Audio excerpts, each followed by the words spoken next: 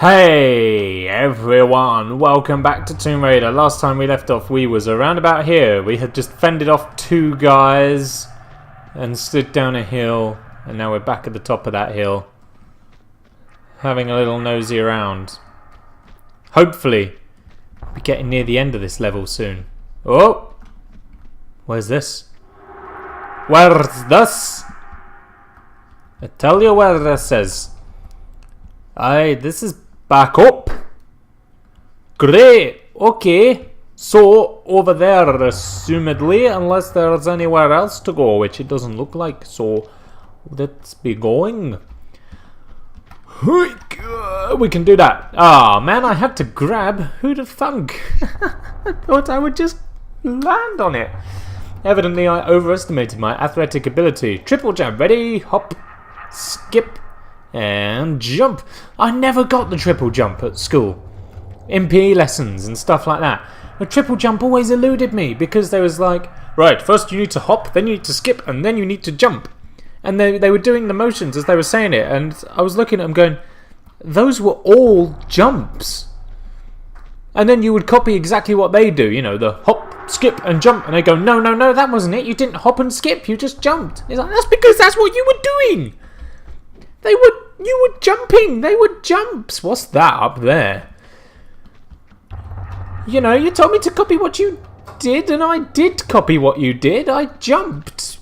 Because those were jumps, even though you said they were hops and skips. And of course, the aforementioned jump, which was the only part I got right, because apparently all I was doing was jumping, when I was actually trying to hop and skip, demonstrating that I could hop and skip when all they did was jump. I mean, I can only work with what I'm given to work with, you know, and if I'm not given good things to work with, or I'm given the wrong things to work with, the outcome's going to be wrong, isn't it? That's just the way things work. Anyway. Yeah, I knew it. I could hear your footsteps, my friend. You should not wear such jangly footwear. If you wore less jangly footwear, your stealthy approach might be much more improved. Of course, you are a bit heavy-footed as well. So you might need to tread softly. Softly, softly, catchy monkey, as the saying goes. How the hell did that saying come about? And how did it become popularized? I mean, it probably became popularized because of how fun it is to say. Sorry. Slowly, slowly, catchy monkey. But you just kind of think, as a phrase, how did that come about? Unless it was like some sort of nature reserve-y person. Or a poacher. It must have been a poacher. You know, there they are in the jungle trying to catch a monkey. It's like, we're not catching them. It's because you're going too fast. Slowly, slowly, catchy monkey. And everyone just looked at him like, what on earth are you talking about, friend? And he just went, trust me. I know what I'm saying. And I know what I'm doing. He did know what he was saying and doing because he came up with a phrase that actually caught on and the world uses for some reason. Ah, so that has opened that door.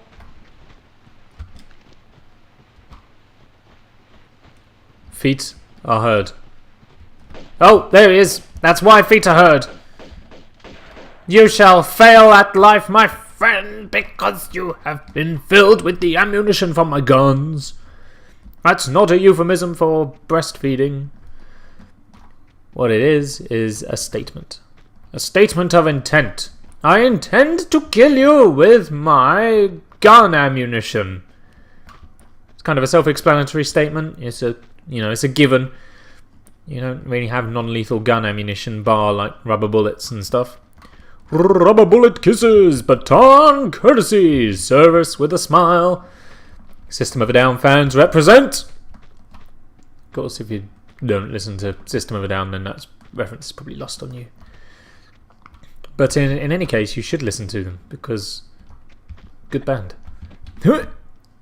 Oh man, I thought I was going to make that. Okay. So, was this the door that opened? It looks different. It looks like a place we ain't never been before, but it needs a key. Okay. So, where can I get said key? Because I don't think I have the key. No. Thank you for confirming that. I mean, I'm assuming it's got something to do with the raft that I wasn't able to land on accurately. I don't even remember where that is. Oh my god, I think I need to go back to that raft. But like I say, I don't I don't know where the raft is.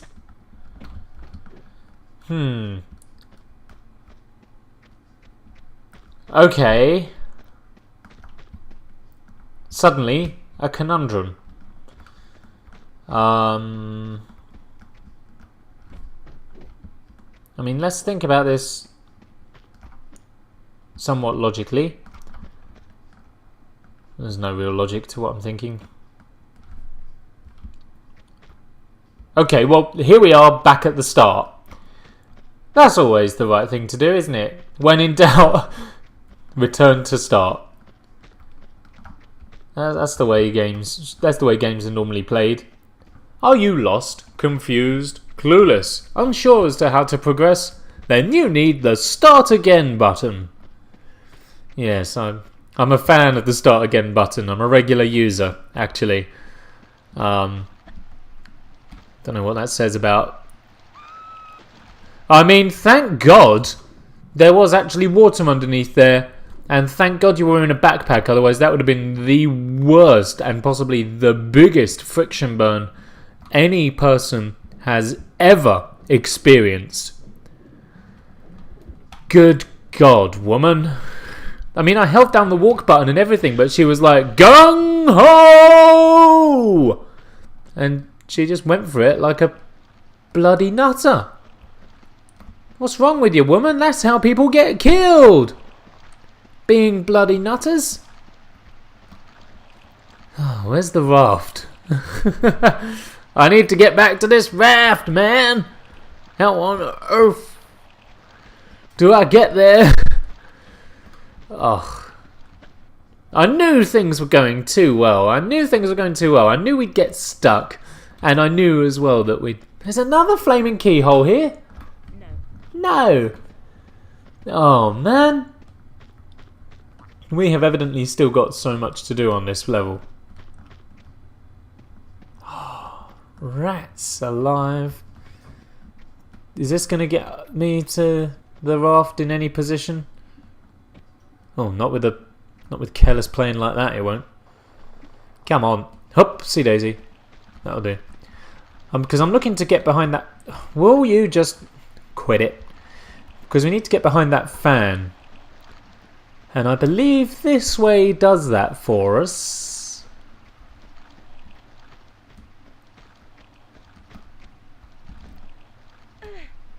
Yes. Okay, here we are. Back at the raft, I think. Yes, there it is. Okay. So we need to get on this thing somehow without dying. And I'm going to do what we did last time. I'm going to save on a different slot there so that we don't lose any progress and such. I mean, like, if I can go through this bit on the side, then surely, like, oh, easy thing. Whatever that is. Eel. Be easy now, yeah?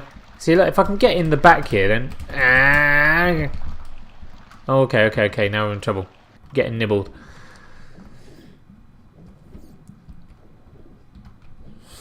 Okay, I need to lure this guy to somewhere that I can get out so that I can shoot it. Not having no more eels chasing after me. Okay. So, I mean... Yeah, there's a key on there. But... There doesn't seem to be any good way to like get onto the raft there. There's certainly not a good way from around the edges here. Nothing's close enough to the raft to get onto it. Hi there, water. So let's go back around this way, because this way led us round to the raft eventually. If I remember. Do you remember this? I think we did this last episode. And then rather than going straight on, we go left to get a bit of height, I believe. Seems right. And carry on up this way. And then this time what I'm going to do is I'm just going to full heal. I don't care if the health cost, or health pack cost, I should say. We're just going to heal up to full strength and see if that will let us get onto the raft in any way. If not, then I am completely out of ideas. So, we're hoping that this will work. Otherwise, woe betide, we might have to look up a walkthrough or guide. That was taken from Banjo-Kazooie, actually. That was a... This was the wrong way!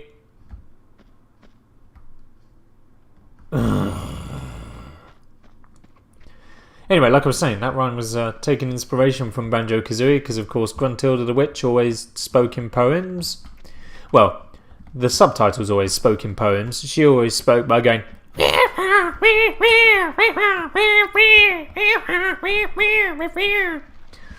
something akin to that. So, I'm being careless here. Well, I don't know whether I'm doing that on purpose or whether I'm doing that by accident. If I'm doing it on purpose, then it's to justify using a health kit in a moment to let ourselves down onto the raft safely. Hopefully safely. So, this room, this looks a bit more like it. Ah, look, we didn't even... That's why they leave the health kit there! You're supposed to be at full health to get down there. Oh, well, duh! Suddenly, the world is a much brighter place. Ah. Ta-da! Flaming hell, man. Predictably, it would only be Attack Productions UK LP if things were complicated and unnecessary. Oh, right. Okay, I'll see you back at wherever we're supposed to use this key. I think I have an idea, but we'll... I'll see you over where I think this key is supposed to be used. Anyway, let's save a bit of length on the video and hopefully we can make a bit more progress in the remaining time. See you over there, everybody. Okay, so here we are back at the ship, and hopefully through here should be where we use this key. This is the cabin key. It's looking good. Click, click. Yep, we're in! Bracing ourselves for trouble. Okay, there is none. There's a button over there. This looks like a point where we might need to save. This looks like a point where things are going to get dangerous. So, let's just run along these. How dangerous was it? That looks like broken glass. So that was useful. Okay, so let's push the button, which has opened up another door for us. Let's run back along here. Dodging the broken glass, obviously. Hey, guy!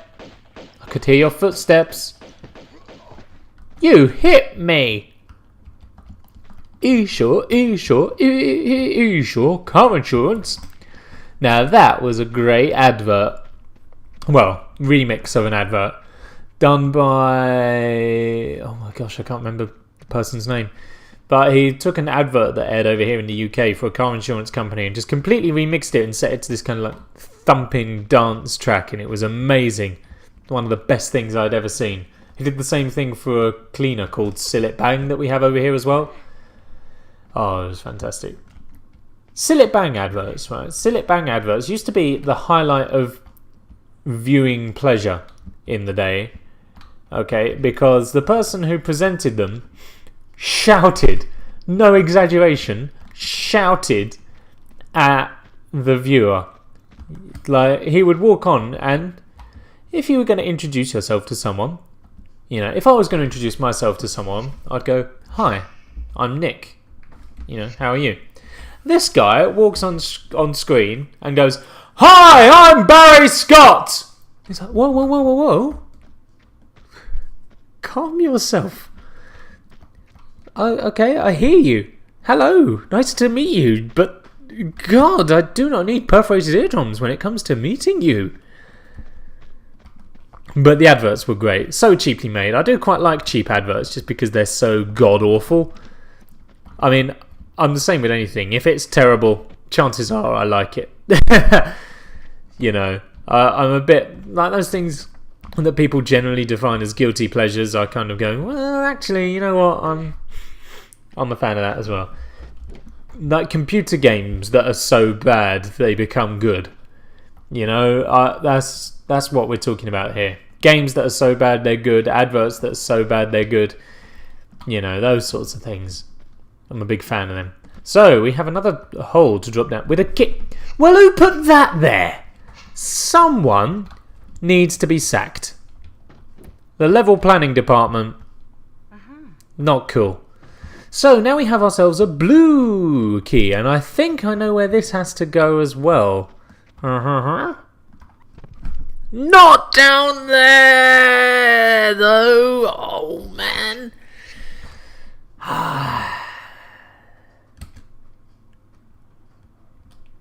Okay, so we're here. That's fine. That's bearable. It's not too far away. Oh, Christ almighty. Look before you leap. That was the whole point of that scene in The Sword in the Stone where Arthur gets turned into the squirrel. Merlin even says it. Now remember, always look before you leap. Words to that effect. Rookie mistake. You know, sorry Mum and Dad, clearly you buying me Disney films when I was younger had no impact on my development whatsoever. Okay, let's have another crack at this, shall we? Let's grab that. This time we'll run off the side rather than off the front. No, not the... Oh! We're going to play this game like it was meant to be played. On the edge and dangerous. Okay. So I believe this blue key goes down onto that other keyhole that we are unsure of as to its purpose. And I believe it is located all the way over there somewhere. I can't quite see at this distance. Well, let's take a punt and hope for the best. If not, we can always reload. It's not that far away. I believe it is this way, though. I believe in a thing called love. Just a bit. I'm still not fully confident in what those lyrics are. I'm far happier just going. Well, shoot. I should have been paying more attention rather than trying to play and sing I Believe in a Thing Called Love by The Darkness.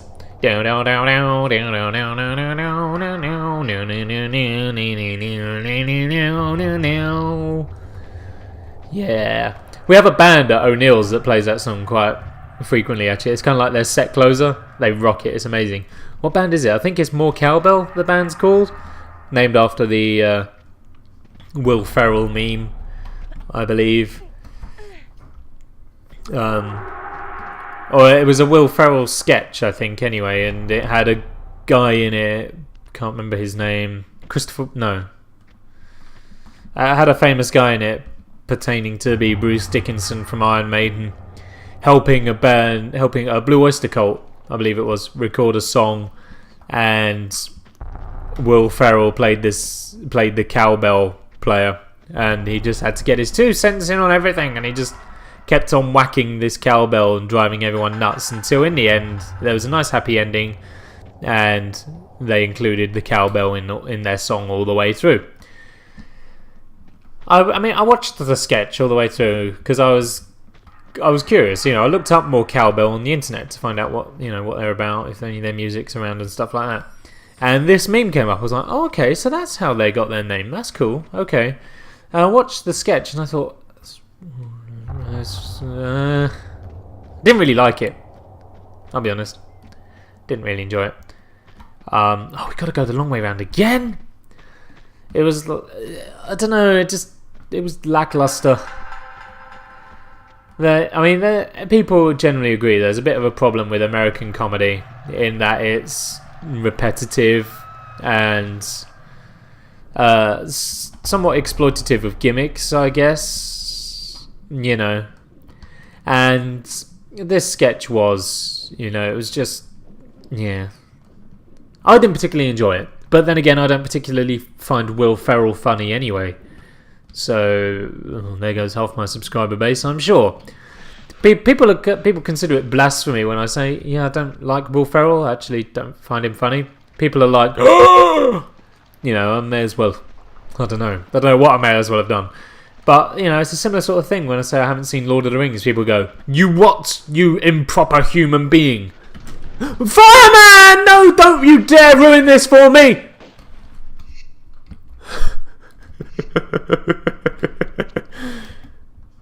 Oh, but you know what I mean? Like, I haven't seen Lord of the Rings. Didn't really, I watched a bit of Lord of the Rings, Fellowship of the Ring, and actually, you know what? Found it very dull, mundane, and monotonous.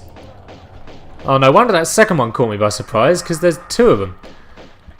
So, with that being said about Lord of the Rings, please don't unsubscribe. I'm sure there are loads of... What's she done there? Well, thank God the fire guy wasn't on his A game, Lara? Christ almighty. But yeah, I'm sure there's things that, you haven't seen that I would be like, oh! So, we'll agree to disagree and call it quits. How about that, guys? That sounds good to me. Gonna do a save before we go in. I want to get out of these levels now. Oh.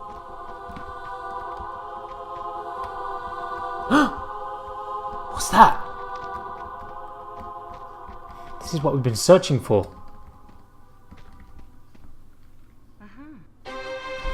Yes! Da da da da da. Wicked awesome. Suddenly, snow. We've gone from one extreme of water to the other. Shoot that eagle out of the way.